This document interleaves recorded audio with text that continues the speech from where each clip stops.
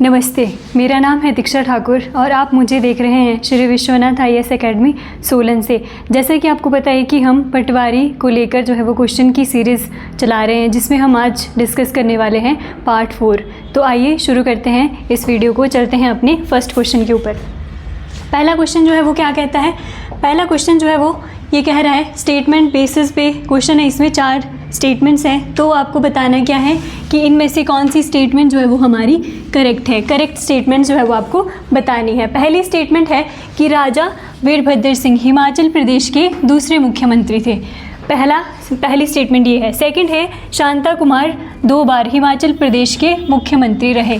Third statement है हिमाचल प्रदेश के पहले उपराज्यपाल यानी कि लेफ्टिनेंट गवर्नर एस चक्रवर्ती थे। थर्ड स्टेटमेंट है हमारे पास यशवंत सिंह परमार के पहली बार मुख्यमंत्री पद के लिए पच्छाद विधानसभा सीट से जो है वो चुने गए थे। तो आपको इसमें से बताना है कि कौन सी स्टेटमेंट करेक्ट है। तो चलते हैं, पहली स्टेटमेंट क्या है? पहली स्टेटमेंट है राजा वीरभद्र सिंह हिमाचल प्रदेश के दूसरे मुख्यमंत्री थे। तो ये स्टेटमेंट कैसी है हमारी? ये स्टेटमेंट जो है वो गलत है। हिमाचल प्रदेश के पहले मुख्यमंत्री थे हमारे डॉक्टर YS परमार, वो 4 बार रहे हैं।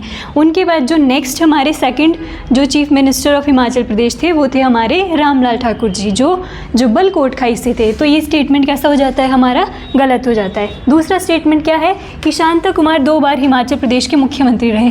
तो ये स्टेटमेंट जो है वो करेक्ट है। जो शांता कुमार जी हैं हमारे, वो 1977 में पहली बार और 1990 में दूसरी बार जो है वो CM रहते हैं, और 2 ही बार जो है वो हिमाचल प्रदेश के CM रहे हैं शांता कुमार जी। ये कांगड़ा से थे। सुलह जो विधानसभा सीट थी, वहाँ से इन्होंने इलेक्शन लड़ा था दोनों बार, और दोनों बार वहीं से इलेक्ट होकर आए थे, और 2 बार हिमाचल प्रदेश के CM रहे हैं। तो सेकेंड स्टेटमेंट आपका हो जाता है करेक्ट। थर्ड है स्टेटमेंट हिमाचल प्रदेश के पहले लेफ्टिनेंट गवर्नर एस चक्रवर्ती थे। लेफ्टिनेंट गवर्नर की जो पोस्ट थी वो 1951 से शुरू हुई थी हिमाचल में, और पहले जो लेफ्टिनेंट गवर्नर थे वो एस चक्रवर्ती जी नहीं थे, वो थे हमारे मेजर जनरल हिम्मत सिंह। एस चक्रवर्ती क्या थे? हमारे पहले गवर्नर। जब हिमाचल प्रदेश फुल स्टेट बना था, उसके बाद जो गवर्नर बने थे फर्स्ट हमारे, वो थे हमारे कौन? एस चक्रवर्ती। तो वो लेफ्टिनेंट गवर्नर नहीं थे, first governor of Himachal Pradesh थे। इसलिए ये स्टेटमेंट भी कैसा हो जाता है हमारा? गलत हो जाता है। फिर चलते हैं हम हमारे लास्ट स्टेटमेंट के ऊपर। यशवंत सिंह परमार पहली बार जब मुख्यमंत्री बने थे तो विधानसभा जो सीट थी उनकी वो पच्छाद थी, ये वाला जो है वो बोल रहा है। तो ये जो है वो करेक्ट स्टेटमेंट है। अभी मैंने डिस्कस किया आपसे कि यशवंत सिंह परमार जी 4 बार जो है वो हिमाचल प्रदेश के CM रहे हैं। तो पहली बार जो वो जब जीते थे तो वो पच्छाद विधानसभा सीट से जीते थे। दूसरी बार वो संगड़हा, वो भी अगेन सिरमौर में आता है। तीसरी बार वो रेणुका से, और चौथी बार भी वो रेणुका विधानसभा सीट से जीते थे। तो 4 बार वो हिमाचल प्रदेश के मुख्यमंत्री रहे हैं। तो इस हिसाब से हम देखते हैं कि स्टेटमेंट 2 और स्टेटमेंट 4 ये हमारा सही होगा। तो 4th ऑप्शन इसके अकॉर्डिंग जो है वो हमारा सही आंसर होगा। चलते हैं हम हमारे नेक्स्ट क्वेश्चन के ऊपर। नेक्स्ट क्वेश्चन क्या कह रहा है? नेक्स्ट क्वेश्चन है हमारा 2nd नंबर का क्वेश्चन, जो क्या बोल रहा है कि हिमाचल प्रदेश की सबसे लंबी नदी व्यास है। पहला स्टेटमेंट है। दूसरा है व्यास की हिमाचल प्रदेश में कुल लंबाई 320 किलोमीटर है। फिर तीसरा स्टेटमेंट है व्यास नदी बड़ा बंगाल से निकलती है। 4th ऑप्शन है गज, बिनवा, ब्यास की सहायक नदियाँ हैं। तो आपको इसमें बताना क्या है? इसमें आपको बताना है करेक्ट कि कौन सी स्टेटमेंट इनमें से करेक्ट हैं। तो पहला स्टेटमेंट देखते हैं कि हिमाचल प्रदेश की सबसे लंबी नदी जो है वो व्यास है। तो नहीं, व्यास नहीं है हमारी। कौन सी है? सतलज नदी है। सतलज नदी है जिसकी टोटल लेंथ जो है वो 1448 किलोमीटर होती है, लेकिन हिमाचल में ये 320 किलोमीटर जो है वो फ्लो करती है। तो ये सतलज नदी है, ना कि व्यास। दूसरी स्टेटमेंट मैंने आपको अगेन बता दी कि व्यास की लंबाई 320 नहीं है, सतलज की लंबाई जो है वो 320 किलोमीटर है। तो ये वाली आपकी गलत स्टेटमेंट हो जाती है। थर्ड है व्यास नदी बड़ा बंगाल से निकलती है। तो ये भी अगेन आपका गलत है। व्यास नदी जो है वो रोहतांग पास से निकलती है, कुल्लू से। बड़ा बंगाल से जो हमारी नदी निकलती है वो निकलती है रावी नदी, ना कि व्यास नदी। तो आपकी ये स्टेटमेंट भी कैसी हो जाती है? इनकरेक्ट हो जाती है। लास्ट है गज, बिनवा, व्यास की सहायक नदियाँ हैं, ट्रिब्यूटरीज हैं। तो यस, ये ऑप्शन आपका सही है।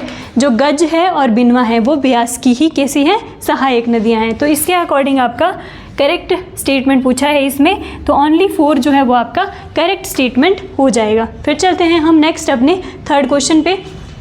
थर्ड क्वेश्चन जो है वो क्या कह रहा है, थर्ड क्वेश्चन में आपको बताना है इस बार कि कौन से स्टेटमेंट नॉट करेक्ट, कौन से स्टेटमेंट में से सही नहीं है। तो पहला स्टेटमेंट क्या है, हिमाचल प्रदेश का कुल क्षेत्रफल 55,673 स्क्वायर किलोमीटर है। दूसरा स्टेटमेंट है हिमाचल प्रदेश 1971 में भारत का राज्य बना था। हिमाचल प्रदेश में कोई भी रामसर साइट नहीं है। फोर्थ है रेणुका भारत की सबसे छोटी रामसर साइट है। तो आपको बताना है इनमें से कौन से करेक्ट नहीं है। तो पहला तो आपका करेक्ट है, हिमाचल प्रदेश का कुल क्षेत्रफल 55,673 स्क्वायर किलोमीटर ही होता है। दूसरा, हिमाचल प्रदेश 1971 में ही जो है वो फुल स्टेट बना था, भारत का राज्य बना था। नेक्स्ट है हिमाचल प्रदेश में कोई भी रामसर साइट नहीं है। तो ये कैसा है आपका, ये स्टेटमेंट आपका कैसा है, गलत है। हिमाचल प्रदेश में 3 रामसर साइट है। रामसर एक कन्वेंशन हुई थी, इटली का एक शहर है रामसर, वहाँ पे एक कन्वेंशन हुई थी कि हम जो है वो इंडिया में जितनी भी आर्द्र भूमियाँ हैं, जितनी भी वेटलैंड्स हैं, उनको कंजर्व करेंगे। पहले उनको हम आइडेंटिफाई करेंगे, फिर हम उनको कंजर्व करेंगे। उसी तरीके से हिमाचल प्रदेश से भी 3 साइट्स हैं जो रामसर साइट है, जिनमें से चंद्रताल लेक एक है, पौंग डैम है और रेणुका जी है। ये तीनों क्या है, हिमाचल प्रदेश की रामसर साइट है। तो ये स्टेटमेंट गलत है कि कोई भी रामसर साइट नहीं है। तो हिमाचल प्रदेश में 3 रामसर साइट है, तो ये कैसा हो गया आपका, गलत हो गया। फिर है Renuka ji is the smallest Ramsar site in India. तो हाँ, रेणुका जी रामसर साइट भी है और इसके साथ साथ ये जो भारत है पूरा, उसकी सबसे छोटी रामसर साइट भी है। तो ये ऑप्शन भी आपका कैसा हो जाता है, करेक्ट हो जाता है। तो इसके अकॉर्डिंग आपका क्वेश्चन सेकंड और फोर्थ जो है वो सही है, लेकिन यहाँ पे नॉट करेक्ट जो है वो पूछ रहा है। तो आपका ओनली 3 वाला है वो गलत है। मतलब एरिया भी सही दिया हुआ है, हिमाचल प्रदेश स्टेट भी 1971 में बना था, लेकिन हिमाचल प्रदेश में 3 रामसर साइट है। तो यही स्टेटमेंट गलत है, फोर्थ वाली आपकी सही है। नेक्स्ट चलते हैं हम अपने नेक्स्ट क्वेश्चन पे। नेक्स्ट क्वेश्चन जो है वो क्या कह रहा है, नेक्स्ट क्वेश्चन है फोर्थ क्वेश्चन पे चलते हैं। इनमें से बताना है, इनमें से स्टेटमेंट में से कि कौन सा सही नहीं है। तो पहला है लाहौल स्पीति जनसंख्या के आधार पर हिमाचल का सबसे बड़ा जिला है। तो हाँ, चल पहले स्टेटमेंट देख लेते हैं, फिर मैं एक्सप्लेन कर दूंगी आपको। नेक्स्ट है लाहौल स्पीति विधानसभा क्षेत्र अनुसूचित जाति के लिए आरक्षित है, मतलब शेड्यूल कास्ट के लिए रिजर्व है। और थर्ड स्टेटमेंट है लाहौल स्पीति में विधानसभा की 2 सीटें हैं। फिर आता है ताबो मठ लाहौल घाटी में स्थित है। तो आपको इनमें से बताना है कि कौन सी जो है वो करेक्ट नहीं है।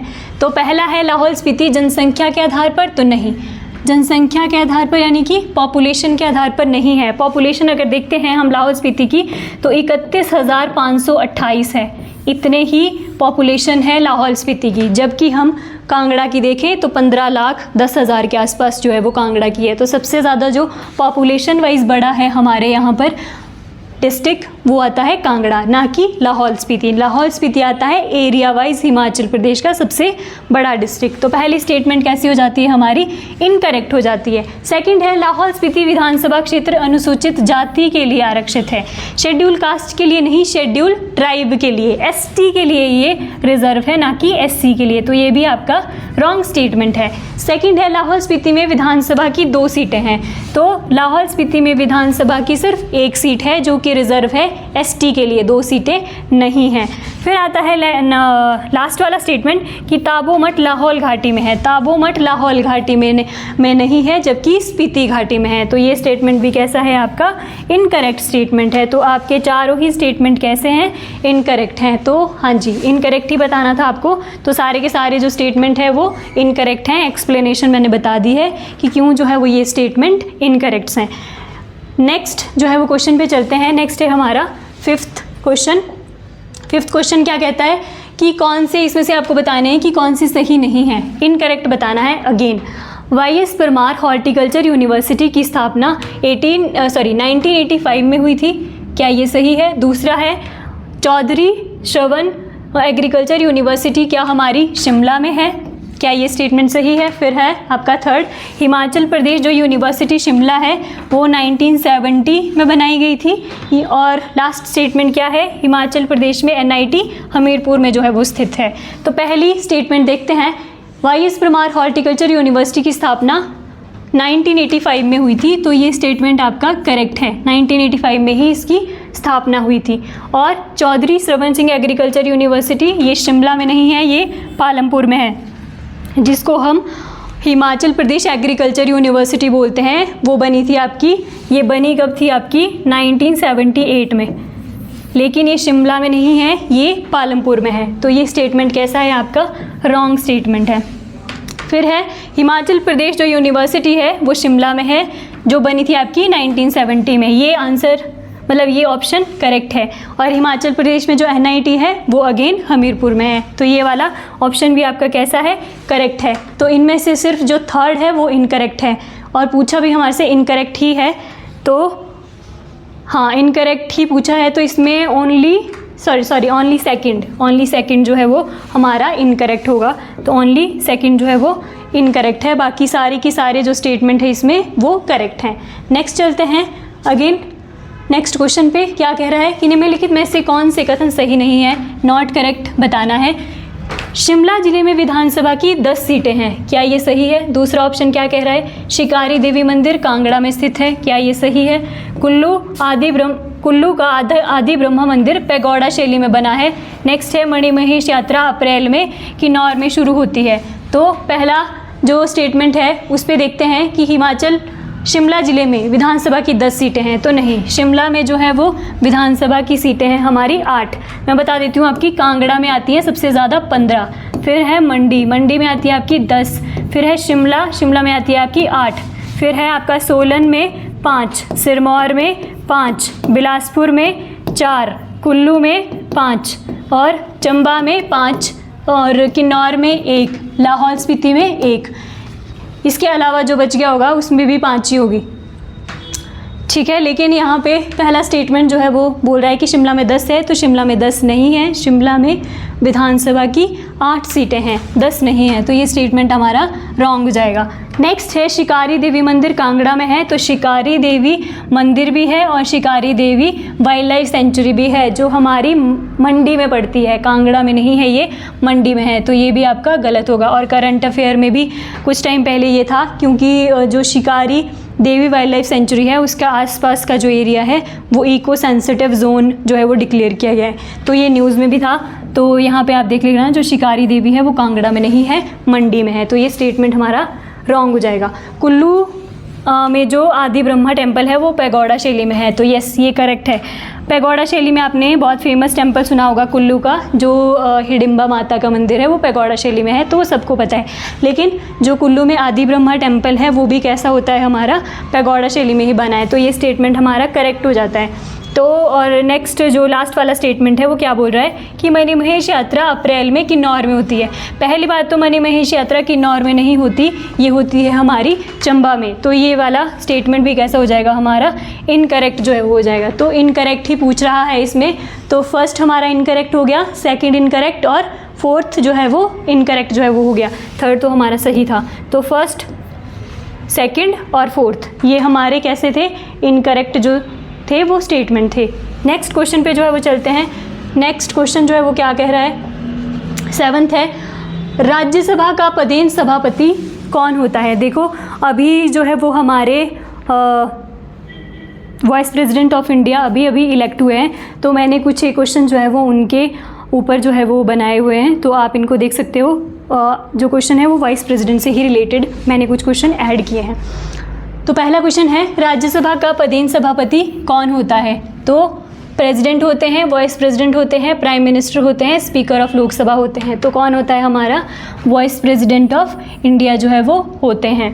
नेक्स्ट है हमारा, what is the term of office of the vice president of India, कितने साल के लिए होता है, तो 5 साल के लिए होता है। लेकिन आपने देखा होगा कि जो इससे पहले हमारे जिन्होंने रिज़ाइन कर दिया था, जगदीप धनखड़ जी, उन्होंने अपने 5 साल कंप्लीट नहीं करे हैं, उससे पहले ही उन्होंने रिज़ाइन कर दिया है।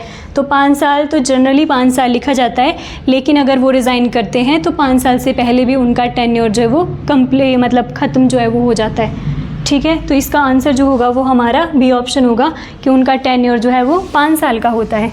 नेक्स्ट चलते हैं, नेक्स्ट क्वेश्चन जो है वो क्या कह रहा है भारत के उपराष्ट्रपति का निर्वाचन कौन करता है, इलेक्शन जो है वो कौन करता है?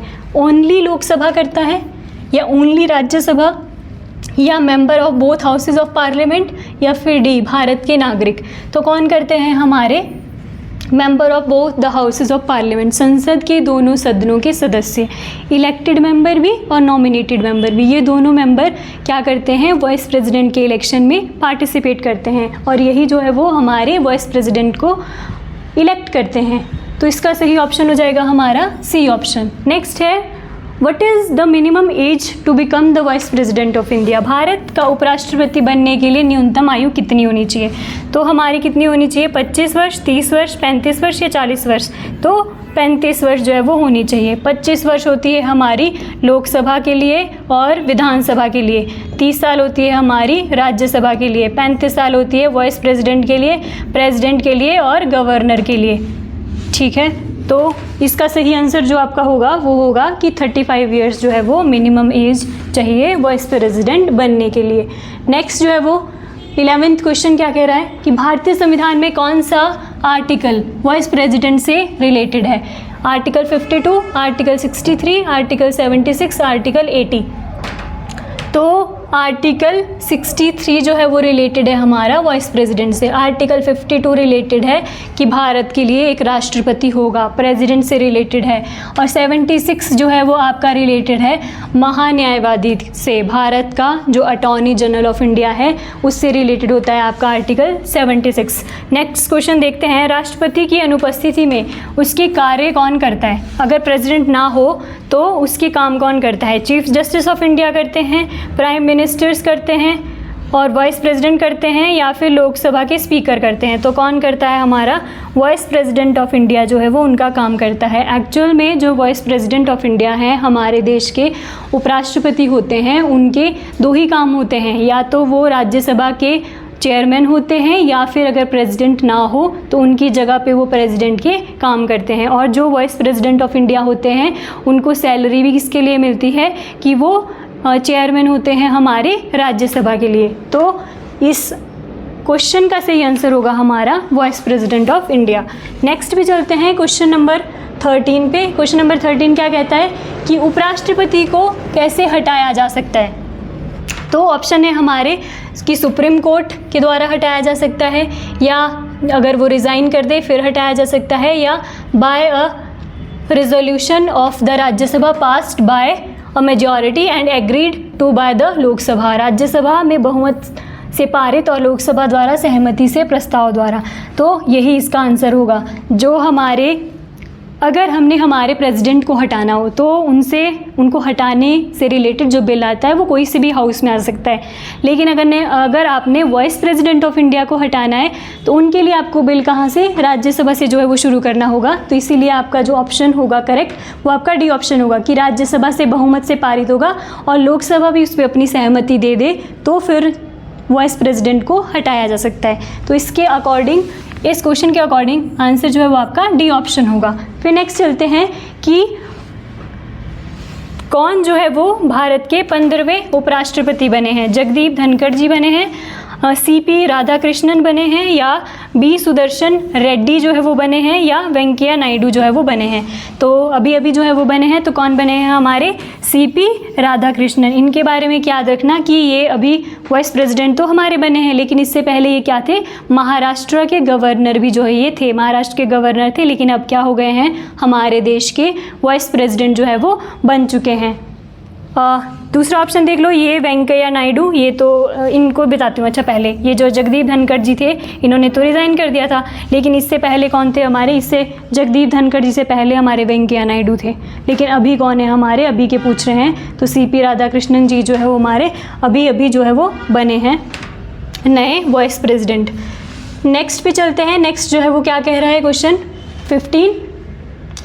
तो जो पहला इससे प्रीवियस वाला क्वेश्चन था इससे ही ये रिलेटेड है कि सीपी राधाकृष्णन तो हमारे वाइस प्रेसिडेंट बने, लेकिन उनके सामने कौन थे? मतलब किन से वो जीते हैं, कौन हारा है वाइस प्रेसिडेंट का इलेक्शन? तो कौन है? ऑप्शन है हमारे बी सुदर्शन रेड्डी, या फिर जगदीप धनखड़ जी, या फिर वेंकैया नायडू, या सर्वपल्ली राधाकृष्णन। तो कौन थे? जो ये बी सुदर्शन रेड्डी जो हैं ये जो है वो हारे हैं और सीपी राधाकृष्णन जी जो है वो वाइस प्रेसिडेंट बने हैं। तो ये जो है वो उनके खिलाफ लड़े थे। जगदीप धनखड़ जी अगेन हमारे वाइस प्रेसिडेंट थे लेकिन रिज़ाइन कर दिया था। वेंकैया नायडू जी जगदीप धनखड़ जी से पहले थे और सर्वपल्ली राधाकृष्णन हमारे क्या थे, first vice president of India कौन थे, सर्वपल्ली राधाकृष्णन। सर्वपल्ली राधाकृष्णन उन्हीं लोगों में से एक है जो भारत रत्न पहली बार दिया गया था, तो 3 लोगों को दिया गया था और उन्हीं 3 लोगों में से एक कौन थे, हमारे सर्वपल्ली राधाकृष्णन जी जो है वो थे। नेक्स्ट क्वेश्चन पे चलते हैं, भारत के राष्ट्रपति को कौन निर्वाचित करता है। देखो हमने अभी देखा कि वाइस प्रेसिडेंट को कौन इलेक्ट करता है, लेकिन अब यहाँ पे बता दो कि प्रेसिडेंट को कौन जो है वो इलेक्ट करता है। तो ऑप्शन है हमारे पीपल ऑफ इंडिया डायरेक्टली, यानी कि भारत की जनता जो है वो सीधे चुनती है, या फिर लोकसभा सदस्य, या फिर निर्वाचित सांसदों और विधायकों का निर्वाचक, या फिर केवल राज्यसभा और लोकसभा के सदस्य। तो इसका सही आंसर होगा आपका सी ऑप्शन। इसमें जो प्रेसिडेंट होता है उसके इलेक्शन में पार्टिसिपेट करते हैं हमारे लोकसभा के, राज्यसभा के, विधानसभा के और यूटी की विधानसभा के, लेकिन कैसे, इलेक्टेड मेंबर्स, कैसे, निर्वाचित सदस्य। तो यही बोल रहा है आपका थर्ड ऑप्शन कि निर्वाचित सांसदों और विधायकों का निर्वाचक मंडल। तो यही लोग जो है वो क्या करते हैं, प्रेसिडेंट के इलेक्शन में पार्टिसिपेट करते हैं। चलते हैं हम हमारे नेक्स्ट क्वेश्चन पे।